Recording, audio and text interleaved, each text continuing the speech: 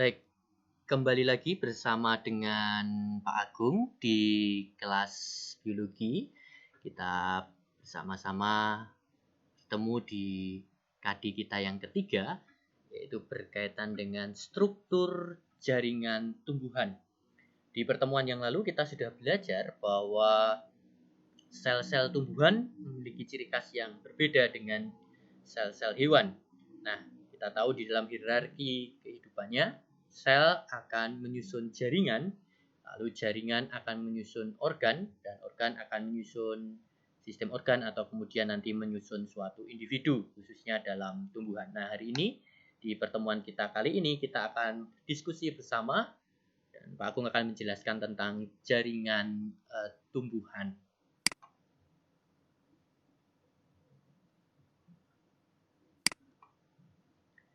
Nah, jaringan tumbuhan yang pertama adalah yang disebut sebagai jaringan meristem, ya, atau jaringan muda.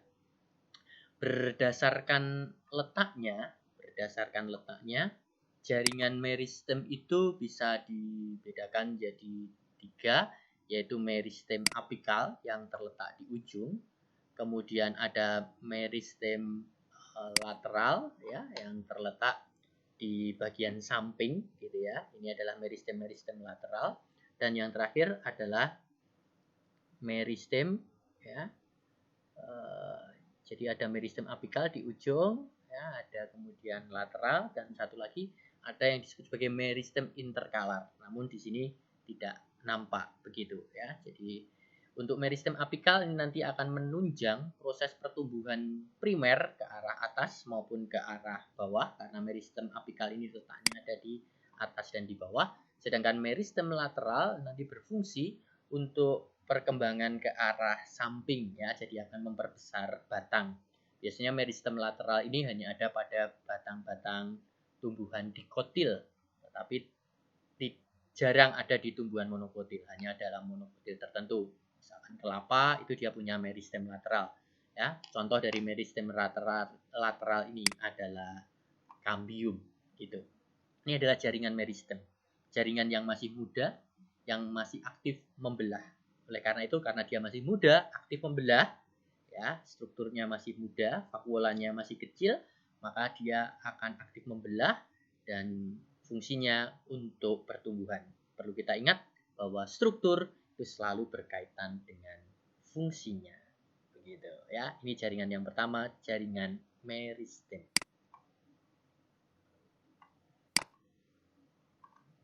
Oke. Nah, jaringan yang kedua adalah jaringan dewasa, ya. Ada beberapa macam jenis jaringan dewasa. Salah satunya yang kita lihat di gambar ini adalah jaringan yang disebut sebagai jaringan epidermis. Ini adalah gambar epidermis bawang merah, gitu. Kalau kita lihat di sini susunan sel-selnya, kita lihat jaringan epidermis ini susunannya sangat rapat, ya. Susunannya sangat rapat, ya, karena fungsi dari jaringan epidermis adalah untuk perlindungan. Maka biasanya nanti jaringan epidermis itu terdapat di bagian tepi-tepi organ, baik itu pada organ akar, batang, maupun daun. Itu adalah epidermis. Kita lihat di sini sel-selnya sangat rapat menyusun epidermis itu. Jaringan dewasa yang kedua, ya, disebut sebagai jaringan parenkim atau jaringan pengisi. Ya, namanya jaringan parenkim atau jaringan pengisi atau jaringan dasar, ya. Maka parenkim disebut sebagai jaringan dasar. Kenapa? Karena dia terdapat di sebagian besar bagian dari organ tumbuhan itu. Ya, kita lihat di sini, ya, jaringan parenkim, vakuolanya sudah mulai membesar, ya, ini vakuola, sehingga inti selnya mulai tertekan ke pinggir, begitu. Tersusun agak longgar, ya. Kita lihat di sini sitoplasmanya, intraseluler air space-nya sudah mulai ada, ya, sehingga nampak longgar, tidak serapat pada jaringan epidermis. Dia berfungsi untuk mengisi dan dia bisa bermodifikasi menjadi banyak tipe-tipe jaringan, ya, parenkim, sehingga dia bisa memiliki banyak fungsi. Misalkan parenkim palisade pada daun, dia bisa berfungsi sebagai bagian untuk proses fotosintesis.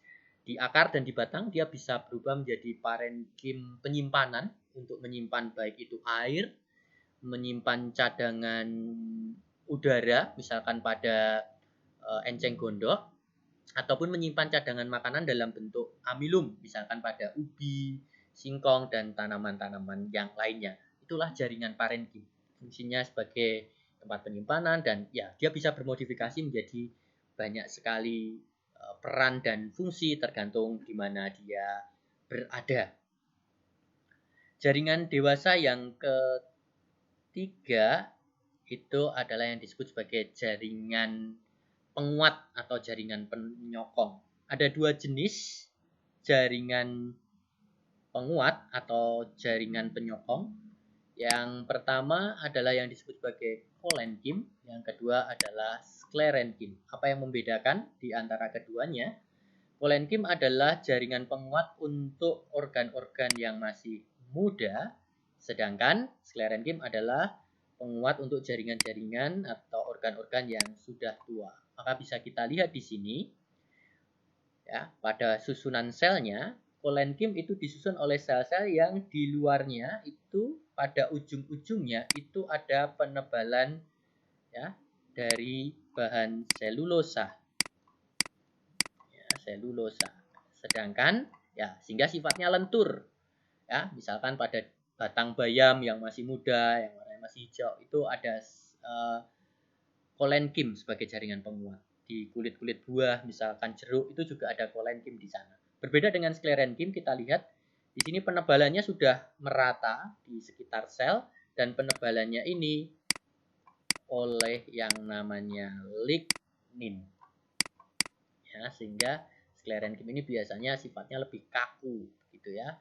Lebih kaku, lebih kuat ya, biasanya berupa serat atau berupa jaringan yang sangat padat begitu ya. Disebut sebagai sclerate begitu ya, sehingga dia sangat kuat, atau dia disebut sebagai stone cell ya, sel yang membatu begitu ya, karena dia sangat kuat. Misalkan pada tempurung kelapa atau pada tumbuhan berkayu yang sudah sangat tua begitu, dia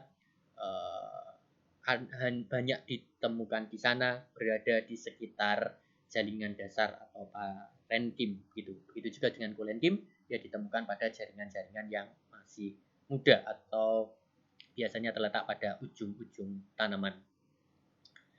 Oke, berikutnya. Nah, jaringan dewasa yang keempat itu adalah jaringan dewasa yang disebut sebagai jaringan pengangkutan atau berkas vaskuler. Berkas vaskuler. Ada dua jaringan dewasa di sini, ya, atau jaringan vaskuler di sini ada dua. Kita lihat di sini. Yang pertama namanya xilem, yang kedua namanya phloem, ya, pembuluh kayu dan pembuluh tapis. Ya, dia disebut pembuluh kayu karena ya xilem disebut pembuluh kayu karena dia mengandung trakit tadi ya, yang keras tadi, yang banyak terdiri dari sklerenkim tadi ya, trakit ya. Nah, ini adalah xilem ya, xilem. Xilem berfungsi untuk mengangkut air dari akar menuju ke daun ya, untuk nanti digunakan pada proses fotosintesis. Sedangkan phloem yang terdiri dari sel-sel yang berlubang seperti pembuluh tapis atau ayak, dia biasa disebut sebagai pembuluh tapis atau ayak, dia berfungsi untuk membawa makanan dari daun menuju ke seluruh tubuh. Jadi ini dari daun ke seluruh tubuh tanaman, sedangkan xilem itu jaringan pengangkut dari akar menuju ke daun. Oke, itu tadi adalah jaringan-jaringan pada tumbuhan, mulai dari jaringan muda, jaringan meristem, lalu jaringan dewasa ada epidermis, parenkim, jaringan penguat atau penyokong, dan jaringan pengangkutan.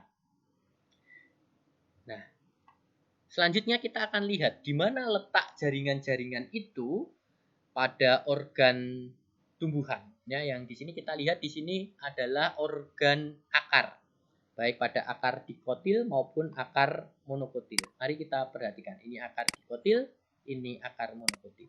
Nah, kita lihat di sini, ya, epidermis, kita lihat dia selalu ada di bagian luar. Kemudian kita lihat di sini di bagian tengah ini dan ini ya. Ini adalah jaringan kolenkim. Ya, ini adalah isinya jaringan ini adalah jaringan parenkim. Ya, ini jaringan parenkim. Maaf, ini jaringan parenkim.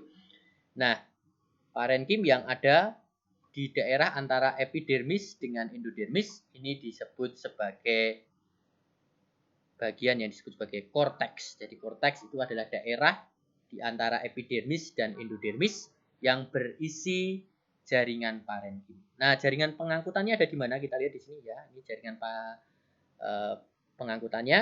Ya, ini ada floem di sini, ada xilem di sini ya. Letaknya bergantian, xilem, floem, xilem, floem. Jadi juga ini xilem, floem, xilem, floem. Ya, formasi jaringan pengangkutan seperti ini disebut sebagai formasi radial ya, jaringan pengangkutan tipe radial yang ada pada akar baik itu dikotil maupun monokotil. Bedanya pada dikotil jaringan silemnya dia menutup bagian tengah empulur, sedangkan bagian tengah dari silinder pusat, sedangkan atau stele, sedangkan pada monokotil bagian tengahnya tidak tertutup oleh silem, begitu ya. Sehingga stelenya pada bagian tengah tidak tertutup oleh silem, sehingga ada suatu daerah inti atau yang biasa disebut sebagai empulur. Ya, daerah ini disebut sebagai empulur. Oke, ya itu pada akar, dan kita bisa saksikan pada batang juga sama susunannya, dari luar epidermis, parenkim yang membentuk korteks, parenkim yang membentuk empulur, lalu ada jaringan xilem dan floemnya. Ya, kalau pada batang jaringan xilem dan floemnya tidak berupa tipe radial, tetapi dia bersifat namanya kolateral. Ya, kolateral.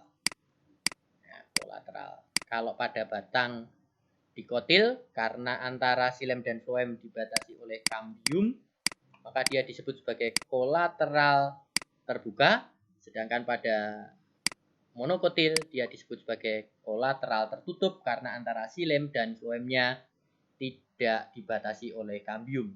Ya, perbedaan yang lain kalian bisa lihat di sini. Ini jaringan pengangkutannya teratur, susunannya ini tidak teratur. Silakan nanti diperdalam lagi apa perbedaan antara akar dikotil dengan akar monokotil, batang dikotil dengan batang monokotil. Begitu juga dengan struktur dari daun dikotil dan daun monokotil ya. Di sini nampak ada perbedaan, ini daun dikotil, ini daun monokotil ya. Walaupun secara susunan sama, bagian terluarnya terdiri dari epidermis, bagian tengahnya adalah jaringan parenkim, yang tadi Pak Agung katakan bisa bermodifikasi menjadi parenkim palisade dan parenkim bunga karang, yang masing-masing memiliki fungsi yang berbeda. Lalu di sana juga pasti ada berkas pengangkutan yang berupa xilem dan floem.